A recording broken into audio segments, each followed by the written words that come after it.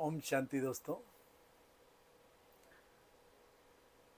एक बार एक प्रोफेसर एक कॉलेज में पढ़ा रहा था, तो उसने स्टूडेंट से पूछा, भाई तू कल क्यों नहीं आया?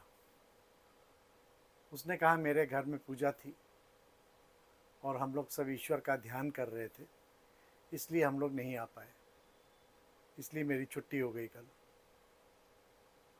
तो प्रोफेसर को बहुत गुस्सा आया। उसने कहा, क्या तुमने ईश्वर को देखा है? उसने कहा, नहीं।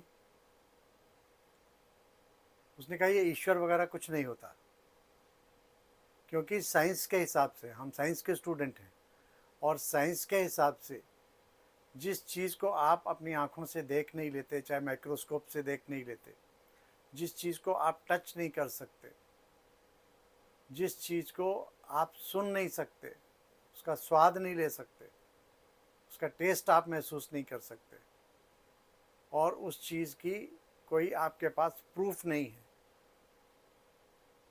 तो उसको माना जाता है कि ये चीज़ नहीं है, उसकी प्रेजेंस ही नहीं है।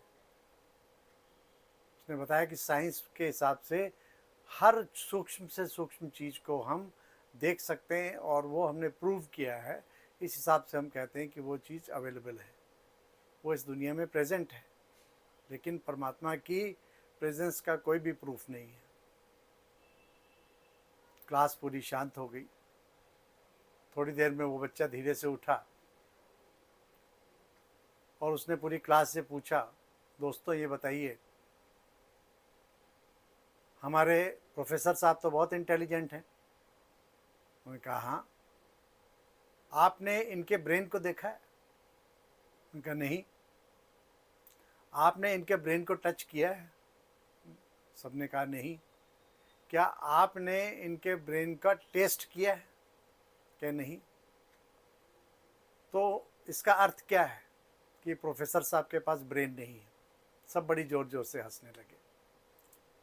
प्रोफेसर साहब भी मुस्कराए।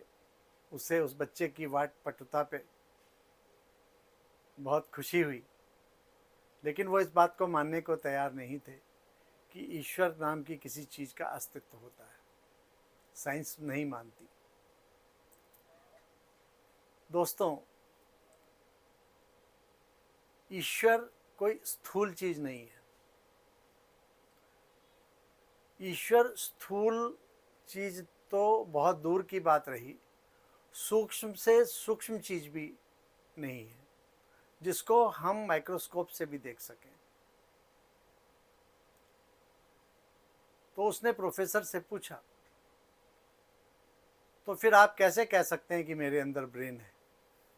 तो प्रोफेसर ने कहा कि ये सिर्फ विश्वास की चीज़ है कि मेरे पास ब्रेन है।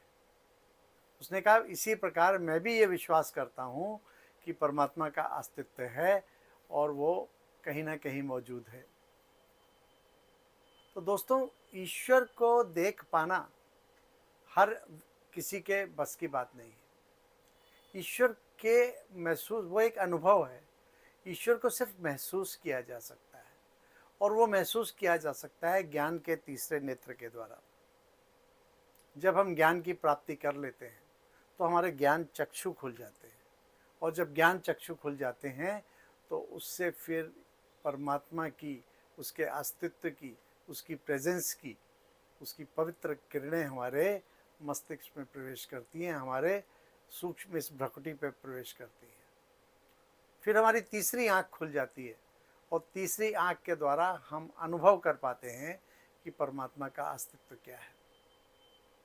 ये अनुभव की चीज़ है दोस्तों। अगर हम सोचें कि हमें परमात्मा कहीं खड़ा मिल जाएगा, हम देवी देवताओं की पूजा करते हैं, वो साकार रूप है, वो परमात्मा नहीं है, वो देवी देवता है, लेकिन हम उन्हें भ्रमवश परमात्मा समझ लेते हैं और उनकी पूजा करते रहते हैं। इसीलिए हमारा कोई भी स्पिरिचुअल डेवलपमेंट नहीं हुआ।